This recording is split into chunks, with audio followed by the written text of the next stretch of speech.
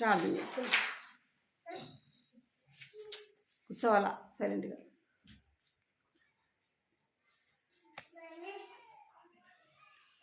కృపా ప్రేంగల తండ్రి, శ్రీంగల దేవాన్ని బంగారు పదాలు కొందనాలు స్తోత్రాలు చెల్లిస్తున్నాను తండ్రి. ఇక ఉదయకాల సమయంలో ప్రభా నీ సన్నిధిలో చేరేమని స్తుతిస్తూ కనపరుస్తున్నాం ప్రభా. నీకు వేలాది వందనాలు చెల్లిస్తుంటున్నాను తండ్రి. జ్ఞాపకం చేసుకోండి ప్రభా. ఐదినం తండ్రి దేవా, ఐదినం జరిగే రామదాసన్న రత్నక్కను బట్టి వందనాలు చెల్లిస్తున్నాను. వారి గృహంలో జరిగే స్త్రీల కొడుకు మీరు జ్ఞాపకం చేసుకోండి ప్రభా, సహాయించి. ఇంతవరకు కూడా పాటల ద్వారా మనం స్తుతించి గణపరిచే భాగ్యాన్ని ఇచ్చినారు. నీ వాక్యం ద్వారా మాట్లాడండి ప్రభా. ఇంకెవరైతే ఇంటికాడ ఉంటున్నారో ప్రభా ఖాళీగా, నా దినం మీటింగ్ తెలిసి కూడా ఎవరైతే రాలేకపోతున్నారో వారి హృదయాలకు కార్యం జరిగించండి ప్రభా. కృప చూపించండి. దినములు చెడ్డవి గనక సమయాన్ని పోనేక సద్వినియోగపరచుకోమన్నారు ప్రభా, సహాయించండి, కృప చూపించండి. చేరి వచ్చిన మమ్మల్ని కూడా జ్ఞాపకం చేసుకుని ఇంకెవరైతే తండ్రి దేవ పిలువబడుతూ వచ్చినారో వారిని కూడా ప్రభా తీసుకుని రమ్మని ప్రార్థిస్తున్నాను తండ్రి. కనికరించండి. ఈ పరిశుద్ధ లేఖనాల ద్వారా మీరు మాట్లాడుతున్నామని ప్రార్థిస్తున్నాను తండ్రి. నిలబడుతున్నా నన్ను కూడా మీరు జ్ఞాపకం చేసుకోండి తండ్రి, సహాయించి. నా నోటిని మీ మాటలు ఉంచండి. వ్యర్థమైన మాటలు పలకకుండా ప్రభా నీ వాక్యం ద్వారా మాట్లాడి సహాయపడుతున్నామని కొద్ది సమయం నీ సన్నిధిలో ప్రార్థించడానికి కూడా మమ్మల్ని సిద్ధపరుస్తారమని మీకు ఎంతో వదనాలు చెల్లిస్తూ యేసు నామములో ప్రార్థించి అడిగి వేడుకుంటున్నాను తండ్రి, ఆమేన్.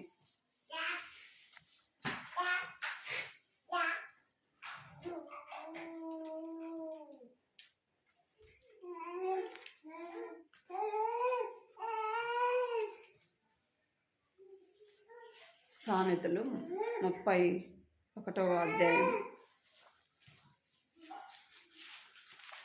సామెతలు 31వ అధ్యాయం.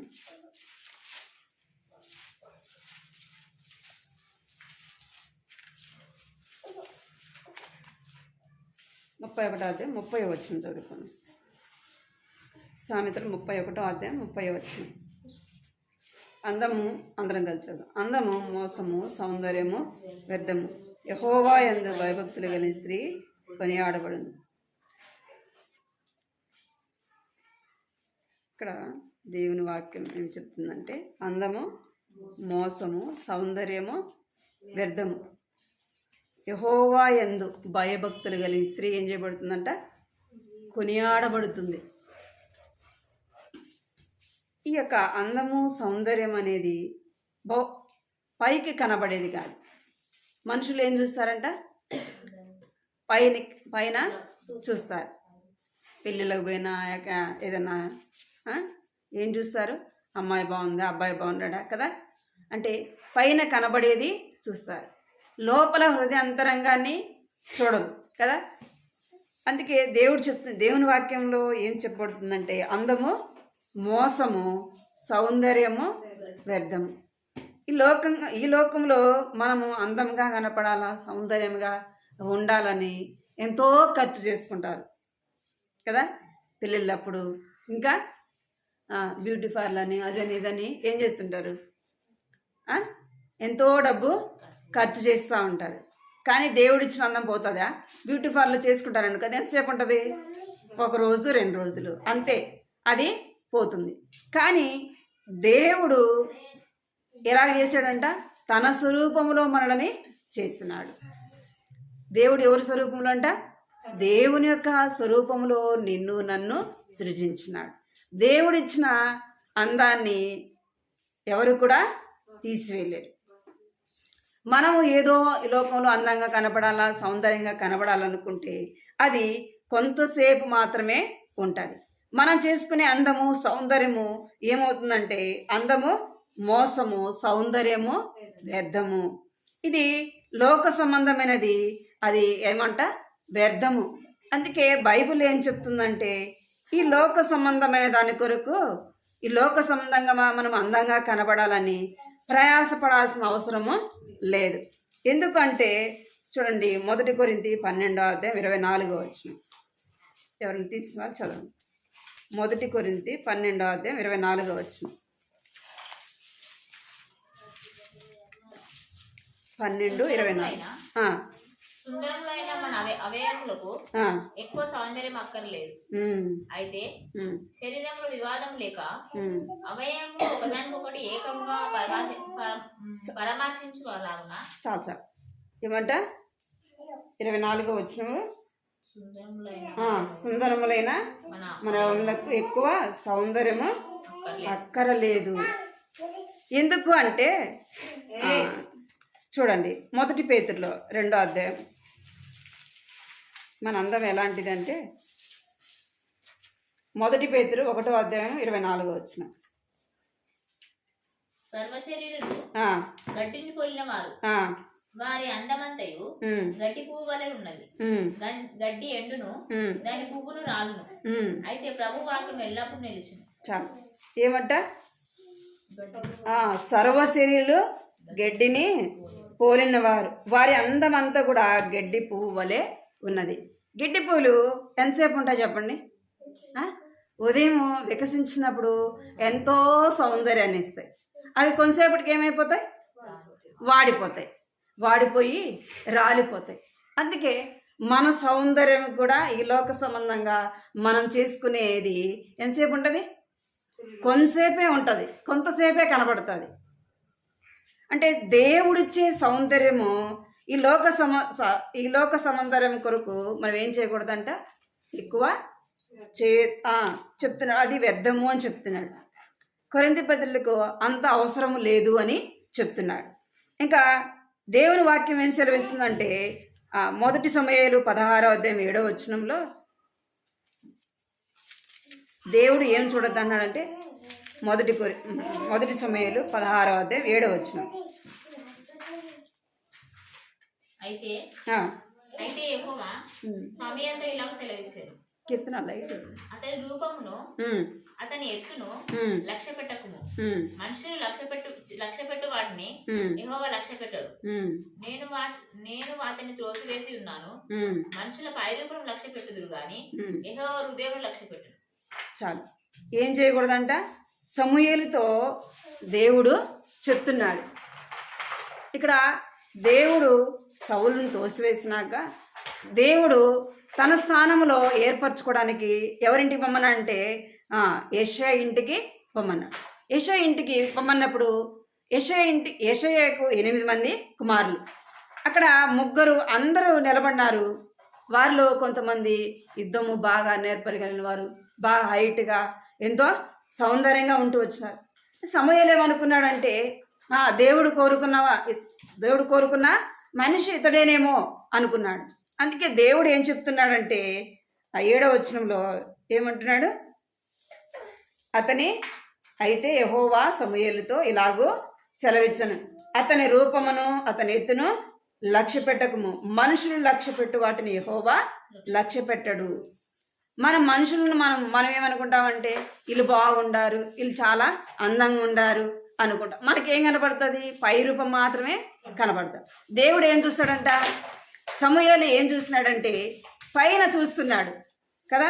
అందుకే దేవుడు అంటున్నాడు, మనుషులు లక్ష్య పెట్టు వాటిని దేవుడు లక్ష్య పెట్టడు.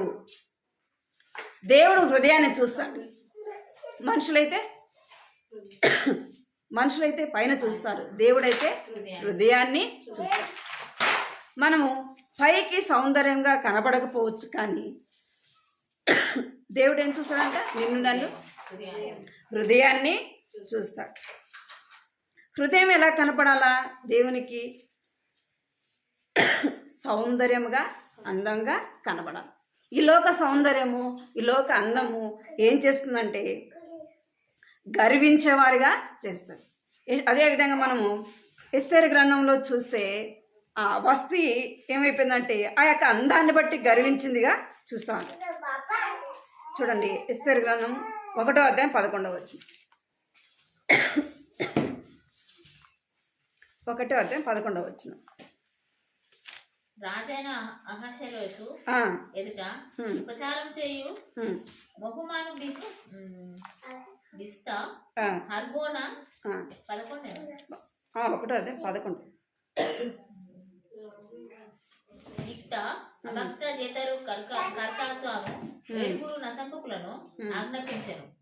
ఆమె సౌందర్యవతి రాణి అయిన వస్తీ నసంపుకుల చేత ఇయ్యబడి రాజాజ్ఞ ప్రకారము వస్తులకు ఒప్పుకోపోగా రాజు మిగులు కోపించాను. చాలు. ఇక్కడ వస్తీ 10వ వచనం రాయబడింది, సౌందర్యవతి అంట. ఎవరు? రాణి ఆస్ప్రోజు యొక్క భార్య చాలా సౌందర్యం గలది. అయితే రాజు విందు చేస్తూ వచ్చినాడు. విందు చేస్తున్నప్పుడు ఆ యొక్క విందులోకి వచ్చిన వారందరికీ కూడా తన భార్యను ఏం చేయాలనుకున్నాడు? చూపించాలనుకున్నాడు. ఆమె ఏం చేయలేదంట, పని వాళ్ళకు చెప్పి పిలుచుకొని రమ్మంటే ఆమె యొక్క అందాన్ని బట్టి ఆమె ఏం చేసింది? గర్వించింది. తన భర్త మాటకి ఏం చేయలేమా? లోబడల. అదేందా? సౌందర్యంగా ఉంటే ఏమొస్తుందంట? గర్వం వస్తుంది కదా. నేనా వాళ్ళ ముందు నిలబడేది? అవసరమా కదా, నేను ఎందుకు వెళ్ళాలా అనే యొక్క గర్వం అన్నమాట. ఇక్కడ వస్తు ఏం చేసిందంటే తన అందాన్ని బట్టి ఏం చేస్తూ వచ్చింది? గర్వించింది. అందుకే దేవుడు అంటున్నాడు, అందము మోసము, సౌందర్యము వ్యర్థము. ఈ లోక సంబంధంగా మనం ఎంత అందంగా ఉన్నా కానీ పువ్వు అయితే ఎలాగ వాడిపోతుందో మన అందం అంతా కూడా ఏమైపోతుందంట? వాడిపోతాను. వాడిపోయేదానికి అంత ప్రయాస ఎందుకు? అంత డబ్బు ఖర్చు ఎందుకు కదా. బ్యూటీ పార్లర్ పోయేవాళ్ళు ఎంతో ఖర్చు చేస్తుంటారు. అది ఏమైనా ఉంటుందా అంటే అది ఆ అందము ఉండదు, మళ్ళా యథాస్థితికే వస్తాం. అందుకే దేవుడు చెప్తున్నాడు, అందము మోసము అంటున్నాడు. దేవుడు ఏం కోరుకుంటున్నాడంటే మొదటిదిగా అందము మోసము. ఈ లోక సంబంధమైన మనం అందంగా కనపడాలని ప్రయాసపడాల్సిన అవసరము లేదు. అందుకే బైబిల్లో ఏం చెప్తుందంటే యెహోవా యందు భయభక్తులు కలిగిన స్త్రీ ఏం చేయబడుతుందంట? కొనియాడబడుతుంది. ఏ అందం మనకు కావాలా అంటే 1 తిమోతి 2:9. 1 తిమోతి 2:9. 1 తిమోతి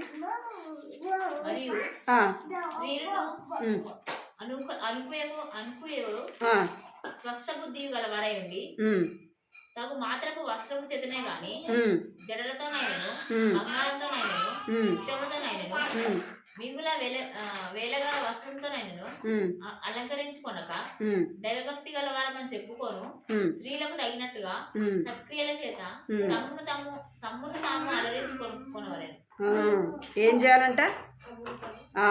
ఈ లోక సంబంధంగా అందము సౌందర్యము వ్యర్థం. అయితే మనం ఏం కలిగి ఉండాలా? ఈ లోక సంబంధమైన దాని కొరకు మనం ప్రయాస పడాల్సిన అవసరము లేదు. దేవుడిచ్చిన అందము అది ఎక్కడికి పోదు. ఒకవేళ మనం తెల్లగా పుట్టించినాడా ఆ కలర్ పోదు. ఏదో నల్లగా పుట్టినామా ఆ కలరు పోదు. దేవుడు ఏం చూస్తాడంటే నువ్వు నల్లగా ఉండవా, నువ్వు తెల్లగా ఉండవా, నువ్వు అందంగా ఉండవా, నువ్వు అందంగా లేవా, అది కాదు దేవుడు. దేవుడు ఏం చూస్తాడంట? హృదయాన్ని చూస్తాడు. దేవుడు హృదయాన్ని చూస్తాడు. కాబట్టి దేవుని బిడలముగా మనం ఏమి కలిగి ఉండాలంట అంటే మరియు స్త్రీలు అనుకువయు స్వస్థ బుద్ధి గలవారై ఉండి తగు మాత్రం వస్త్రముల చేతన జడల చేతనను బంగారం చేతనను ముత్తముల చేతనను మిగుల విలువగల వస్త్రం చేతనను అలంకరించుకొనక దైవ భక్తి గలమని చెప్పుకొను స్త్రీలకు తగినట్టుగా ఎవరు ఎలాగుండాలంట? దైవ భక్తి కలిగిన స్త్రీలు ఎలాగుంటారు? దైవభక్తి కలిగిన వారు ఎలాగుంటారు చెప్పండి? కొంతమంది పెద్దోళ్ళు ఎట్లా ఉంటారు? వాళ్ళ వస్త్రధారణైనా ఏదైనా సరే ఎట్లా ఉంటుంది? చాలా పద్ధతిగా ఉంటుంది. పెద్దవాళ్ళు కదా చాలా పద్ధతిగా ఉంటారన్నమాట. అన్యులైనా సరే ఉంటారా ఉండరా? అలాగా మనం దేవుని బిడ్డలమైన మనము ఎలాగుండాలంట? దైవ భక్తికి తగినట్టుగా మనం ఉండాలి. మనల్ని ఎవరైనా చూడంగానే ఏం చెప్పాలా? దైవ భయం కలిగిన వారు పద్ధతిగా ఉంటారు. మన వస్త్రధారణ అయినా ఏదైనా సరే తగు మాత్రము అంటాడు. ఎలాగంట? తగు మాత్రం అంటే ఎంత అవసరమో అంతే కదా. మన యొక్క బట్టలు ధరించుకున్నా మనం ఏదైనా వేసుకున్నా మనం ఎలాగున్నా ఎవరికి మహిమ రావాలంట? దేవుని నామానికి మహిమ రావాలి. అందుకే దైవ భక్తి కలిగిన వారున్నట్లుగా నీవు నేను ఉండాలా. యెహోవా యందు భయభక్తులు కలిసి ఏం చేయబడుతుందంట? కొనియాడబడుతుంది. మనము కొనియాడబడే వారముగా ఉండాలి. అందుకే చూడండి 1 సమూయేలు 25:24. 1 సమూయేలు 25వ అధ్యాయం 24వ వచనం.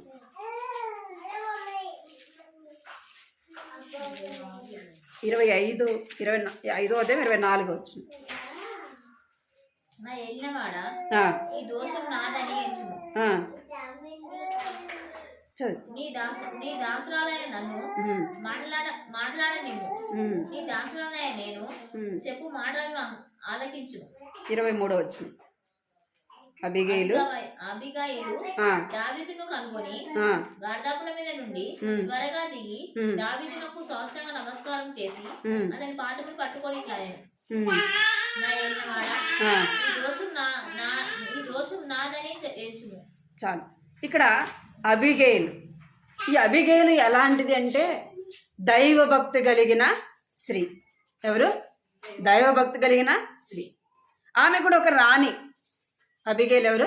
రాణి. అయితే నాబాలు యొక్క భార్య అన్నమాట.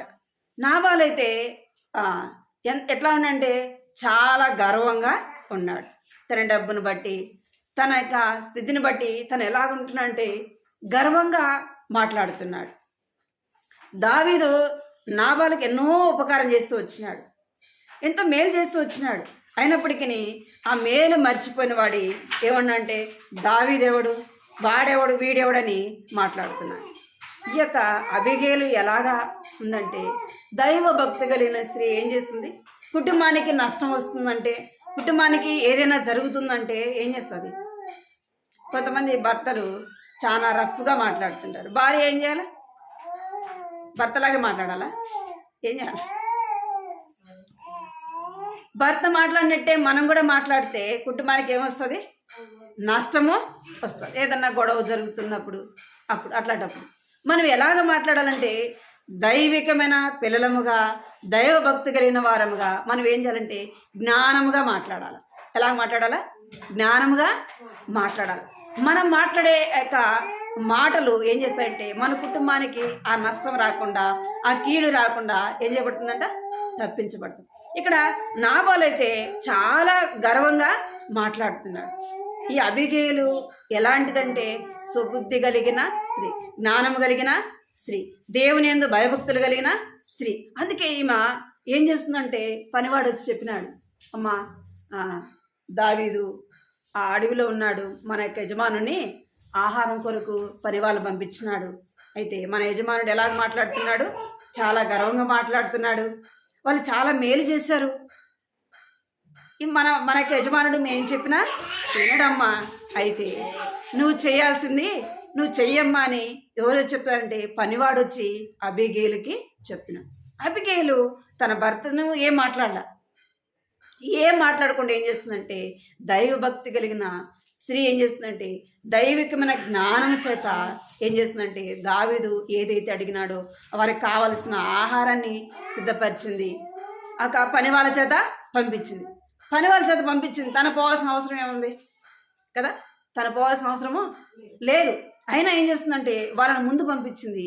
ఈమె కూడా పోయి దావీదుని కాళ్ళ దగ్గర సాష్టాంగపడి బతిమిలాడుకుంటాము. అక్కడ రాయబడిన మాట అదే, నా ఏలినవాడా ఈ దోషము నాదని ఎంచు, ఈ తప్పు నాదని ఎంచు, నన్ను క్షమించు అని ఏం చేస్తుందంటే ప్రాధేయపడుతూ వచ్చింది, అడుగుతూ గోజాడుతూ వచ్చింది. అందుకే దావీదు అంటున్నాడు, నేను తెల్లవారేలోపు నాబాలును కానీ ఆ రాజ్యంలో మగవాళ్ళని ఎవ్వరు లేకుండా ఏం చేయాలనుకున్నాడు? చంపాలనుకున్నాడు. అయితే ఆమె దైవికమైన జ్ఞానమును బట్టి, ఆమె దైవభక్తి కలిగిన స్త్రీ కాబట్టి ఆమె ఏం చేస్తుందంటే జ్ఞానముగా మాట్లాడుతుంది.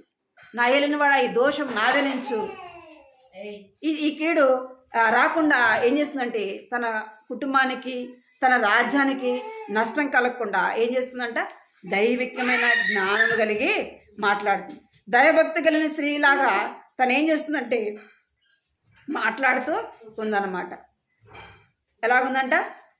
యెహోవా యందు భయభక్తులు కలిగి స్త్రీ ఎలాగుంటుంది? జ్ఞానము కలిగి ఉంటుంది. తను మాట్లాడే మాటలు కూడా ఎలాగుంటాయి? దైవ భయము కలిగిన మాటలు తను మాట్లాడుతుంది. ఏం చేస్తుందంటే జ్ఞానము కలిగి మాట్లాడుతుంది. ఇంకెవరు చూడండి, లూకాసు వార్త మనం ఎలా ఉండాలంట? దైవభక్తి కలిగిన వారముగా ఉండాలా. దైవభక్తి కలిగిన స్త్రీ ఏం చేయబడుతుందంటే కొనియాడబడేదిగా చూస్తాం. లూకాసు వార్త 1వ అధ్యాయము 6వ వచనం. లూకాసు వార్త 1:6. వీరిద్దరూ ప్రభు యొక్క సకలమైన ఆజ్ఞల చొప్పులను న్యాయ విధుల చొప్పులను నిరపరాధులను నడుచుకొనుచు దేవుని దృష్టికి నీతిమంతులై ఉండిరి. ఏం చేస్తున్నారంట? వీరిద్దరును ప్రభు యొక్క సకలమైన ఆజ్ఞలు చొప్పున న్యాయ విధుల చొప్పున నిరపరాధులుగా నడుచుకొనుచు దేవుని దృష్టికి నీతిమంతులై ఎండిరి. ఇక్కడ ఎవరు అంటే ఎలిజబెత్. ఎవరు? ఎలిజబెత్. తను ఎలాగుందంటే దైవ భక్తి కలిగిన స్త్రీ, దేవుని అందరి భయము కలిగిన స్త్రీ. నీవు నేను ఎవరి యందు భయం కలిగి ఉండాలంటే ఈ లోక సంబంధంగా మనం భయం కలిగి ఉంటాం కదా. లోక సంబంధంగా మనుషులకి ఏం చూపిస్తాం? భయాన్ని చూపిస్తాం. వారి యందు భయభక్తులు కలిగి ఉంటాం.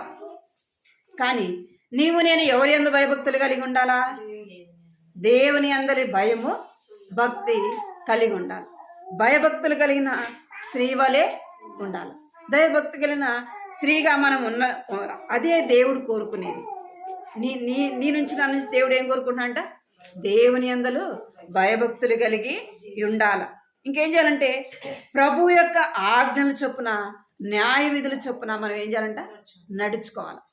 ఎప్పుడు దేవుని వాక్యాన్ని అనుసరిస్తాము, ఎప్పుడు దేవుని దృష్టికి మనము నీతిమంతులముగా కనబడతామంటే దేవుని యొక్క భయం కలిగి ఉంది. దేవుని భయం ఉంటేనే ఏం చేస్తాం? ప్రార్థన చేసుకుంటాం, బైబిల్ చదువుతాం కదా. దేవుని సన్నిధికి సరైన సమయానికి వెళ్తాం. అదే దేవుని భయం లేకపోతే పోదాంలే, చేసుకుందాంలే, చదువుకుందాంలే కదా. భయం లేకపోతే ఏముండాలంట? మనము దేవుని అందరి భయం అనేది అవసరము. భయభక్తులు కలిగి ఉండాలా. దేవుని అందరి భయభక్తులు కలిగి ఉండాలి. ఎవరు భయభక్తులు కలిగి ఉంటూ వచ్చానంటే 1 పేతురు చూడండి. 1 పేతురు 3వ అధ్యాయం. 1 పేతురు 3వ అధ్యాయం 2వ వచనం. 3వ అధ్యాయం 2వ. వారిలో ఎవరైనాను వాక్యమునకు విధేయులైతే వారు భయంతో కూడిన ఈ పవిత్ర ప్రవర్తన చూసి వాక్యము లేకుండానే తమ భార్యను నడవడం బట్టి నడవడి వలన రాబట్టవచ్చు. చాలు. ఏముంది అక్కడ అంటే అవిధేయులైన వారైతే. ఎవరు అవిధేయులు? ఒకవేళ భర్తలు దేవుని నమ్మకపోతే వారు ఎట్లా వస్తారంట? మనం చెప్తే రారు కదా. వస్తారా? మనం చెప్తే రారు. ఎలాగా వస్తారంటే మన భయముతో కూడిన ప్రవర్తనను బట్టి. ఏముంది అక్కడ? భయము కదా. మనము దేవుని యందలి భయము కలిగిన ప్రవర్తన కలిగి ఉంటే వారిని ఎలాగ రాబట్టవచ్చు అంటే దేవుని వాక్యము చెప్పకుండానే, దేవుని వాక్యము లేకుండానే వారిని ఎక్కడికి తీసుకొని రావచ్చు అంట? దేవుని సన్నిధికి తీసుకొని రావచ్చు. ఇక్కడ 6వ వచనంలో చూడండి. అది 6వ వచనం కూడా. ఆ ప్రకారము శారా అబ్రహామును యజమానుడని పిలుచుచు అతనికి లోబడి ఉండెను. వీరును యోగ్యంగా నడుచుకొనుచు ఏ భయమునకు బెదరకై ఉండేలా ఆమెకు పిల్లలవుదురు. ఎలాగుండాలంట? మనము శారా కూడా ఎలాగో దేవుని యందు భయం కలిగి ఉందంటే దేవుని యందు భయం కలిగి ఉంటూ వచ్చింది. తన భర్త కూడా ఏం చూపించిందంట?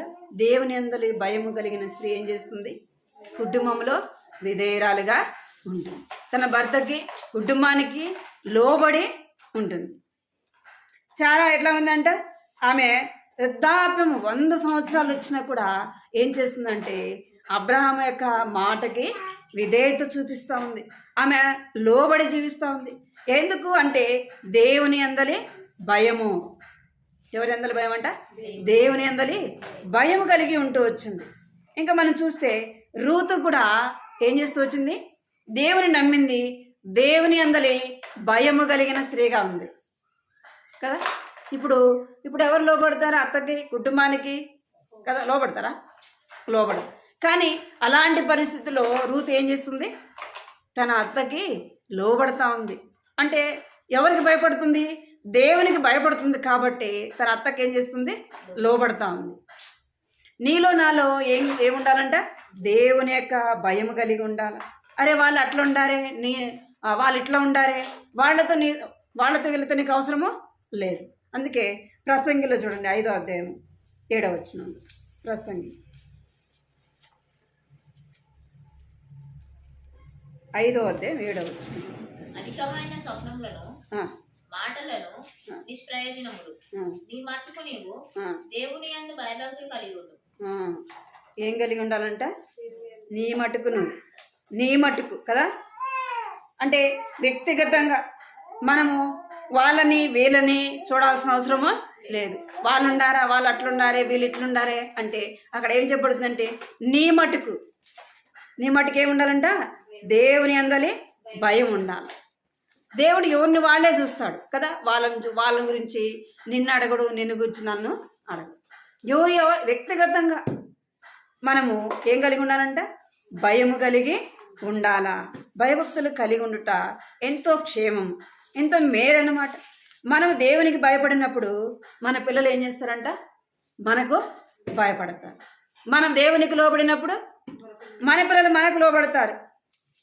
12వ అధ్యాయం 13వ వచనంలో కూడా చూడండి. అదే ప్రసంగి 12వ అధ్యాయం 13.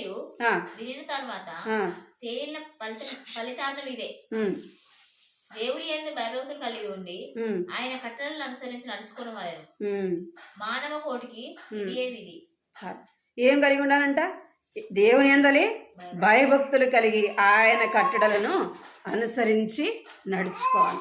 దేవుని వాక్యాన్ని మనం ఎప్పుడు అనుసరించి నడుచుకుంటామంటే దేవుని యందలి భయము కలిగి ఉన్నప్పుడే దేవుని మాటలకు లోబడతాము. ఆ వాక్యము మనకి ఏం చెప్తుందో దాని ప్రకారముగా నడుచుకుంటాము. అలాగే మనము దేవుని యందలి భయము కలిగి ఉండాలి. రెండోది ఎవరి యందు భయభక్తులు కలిగి ఉంటా? దేవుని యందలి భయభక్తులు కలిగి స్త్రీ ఏం చేయబడుతుందంటే కొనియాడబడుతుంది. దేవుని యందలి నీవు నేను భయము కలిగి ఉండాల. సామెతలు చూడండి 16వ అధ్యాయం 6వ వచనం. సామెతలు 16వ అధ్యాయం 6వ వచనం.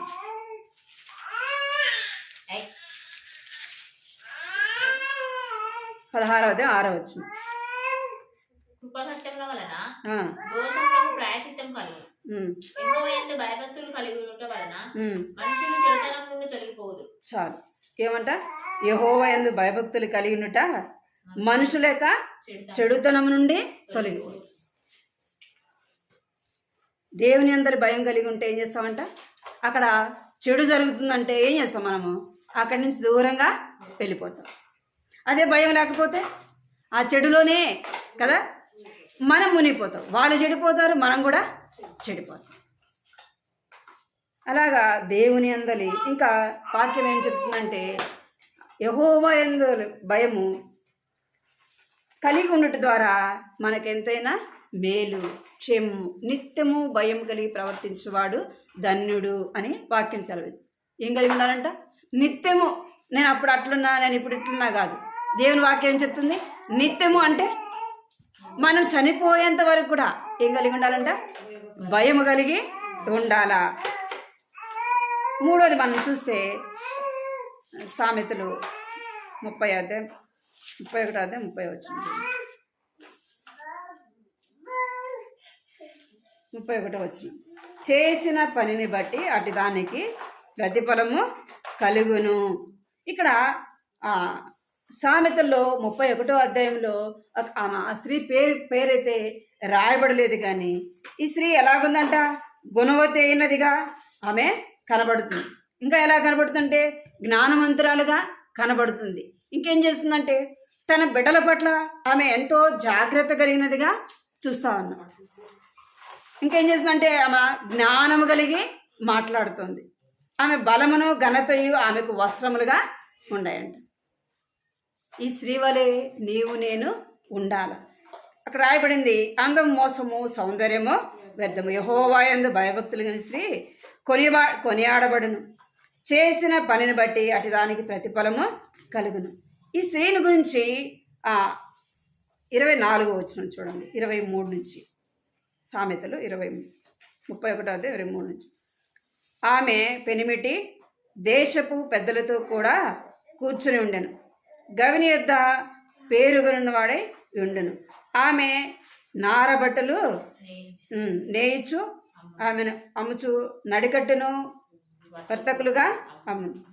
ఇక్కడ రాయబడింది చూడండి, 29 వచ్చిన 29 చదువు. చాలా మంది కుమార్తెలు పతివ్రత ధర్మములను అనుసరించి ఉన్నారు గాని వారందరినీ నీవు మించిన దాను అని ఆమె పెళ్లిటి ఆమెను పొగుడుదును. ఈమె ఇక్కడ ఈమెను గురించి ఏం చెబుతుందంటే పొగడబడుతున్నది. ఏమంట, ఆమె చేసిన పనులను బట్టి పొగడబడుతూ ఉందన్నమాట.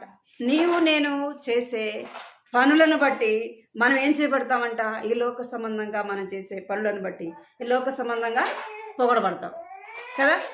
అయితే దేవుని వాక్యం ఏం చెప్తుందంటే మనము దేవుని పట్ల చేసే కార్యములు బట్టి మనం ఏం చేయాలంట, పొగడబడే వారముగా ఉండాలి.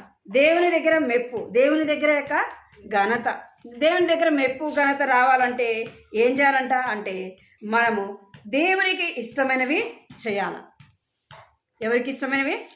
దేవునికి ఇష్టమైనవి. మనం చేసే కార్యాలు మన గురించి చెప్పబడతాయి. అందుకే రూతుని గురించి ఎవరు చెప్తున్నారంటే బోయజు చెప్తా ఉన్నాడు. చూడండి, రూతు గ్రంథం 2వ అధ్యాయము 12వ వచనం. 2వ అధ్యాయం 12వ వచనం. 10 నుంచి చదువు. 2వ అధ్యాయం 10వ వచనం నుంచి. అందుకు ఆమె సాగిలపడి తల వంచుకొని, ఏమి తెలిసి పరదేశమైన నా యందు లక్ష్యముంచినట్టు నీకు కటాక్షము కలిగినని అని చెప్పగా, బోయజు, నీ పెనిమిటి మరణమైన తర్వాత నీవు నీ అత్తకు చేసినంతయు నాకు తెలియబడెను. నీ భర్త చనిపోయినాక నువ్వు ఎలాగా నీ అత్తకు చేసినావో ఏం చేయబడుతుంది, తెలియబడుతూ వచ్చింది అంటున్నాడు. ఇక్కడ 3వ అధ్యాయం 11వ వచనంలో కూడా అదే మాట రాయబడుతూ వచ్చిందనమాట. కాబట్టి నా కుమారి భయపడకము, నీవు చేసినంత నాకు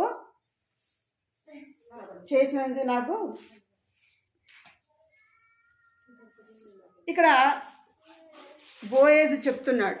ఎవరితో అంటే రూతుతో చెప్తున్నాడు. నీ భర్త చనిపోయినాక నీ అత్తకు నువ్వు ఎలాగా చేసినావో అదంతా తెలియబడతా ఉంది. అంటే నేను చేసే పని బట్టి ఏం కలుగుతుందంట, ఒక దినాన మెప్పు కలుగుతుంది. ఇక్కడ రూతు తన అత్తకు చేసిన దాన్ని ఎవరు చెప్తున్నానంటే బోయేజు చెప్తా ఉన్నాడు. నీ అత్తను నువ్వు ప్రేమించినావు, నీ అత్తకు నువ్వు లోబడుతూ వచ్చినావు, ఆమెను ఆదరిస్తూ వచ్చినావు, ఆమెను నువ్వేం చేస్తూ వచ్చినావు, ఆమెను ఒక తల్లిలాగా నువ్వు ఎలాగ చేస్తూ వచ్చినావో అదంతా నాకు తెలియబడతా ఉంది అని చెప్తున్నాడు. నేను చేసినది ఒక దినాన ఏమైపడుతుందంట, తెలియబడుతుంది, కనబడుతుంది కూడా. అందుకే మనం ఏం చేయాలంటే మనం చేసే పని ఏదైనా కావచ్చు, దైవభక్తి కలిగిన వారముగా ఉండాలా, దైవభక్తి కలిగిన స్త్రీలముగా నడుచుకోవాలా. నేను చేసే పని, ఒకవేళ మనం ఈ లోకం విడిచిపెట్టినా నేను చేసే పని ఏం చేస్తుంది, కనబడుతుంది. అందుకే అపోస్తుల కార్యం 9వ అధ్యాయం 36వ వచనంలో చూడండి అన్నమాట. అపోస్తుల కార్యం 9వ అధ్యాయం 36వ వచనం. 9:36.